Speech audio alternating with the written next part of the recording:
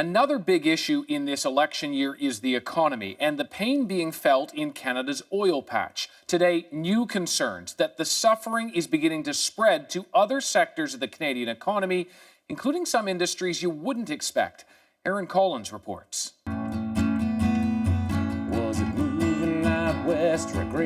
The impact of cheap oil has a long reach. Far away from Alberta's drilling rigs and pipelines, country singer Matt Masters feels the pain too. Yeah. After 11 years of making my money strictly from music, I'm starting to consider other options.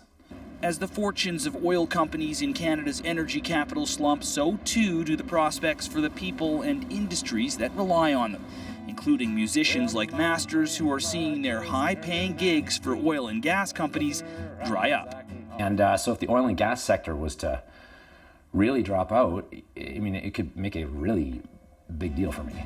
And it's not just the music industry that's singing the blues.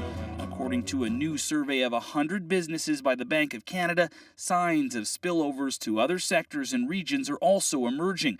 Among those surveyed, expectations for investment, sales, and hiring all down.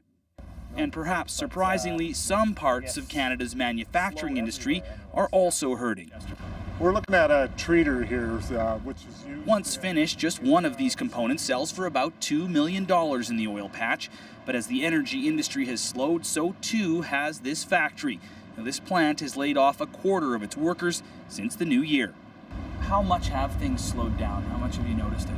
Right now, we're looking at it. We've slowed down about 40% of what we were back in November, and that. So and it looks like it could get down to about 50% in the next few months.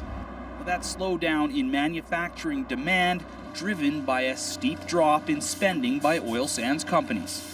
The oil sands and the investment in the energy sector in general has been an important driver of growth in manufacturing over the last number of years.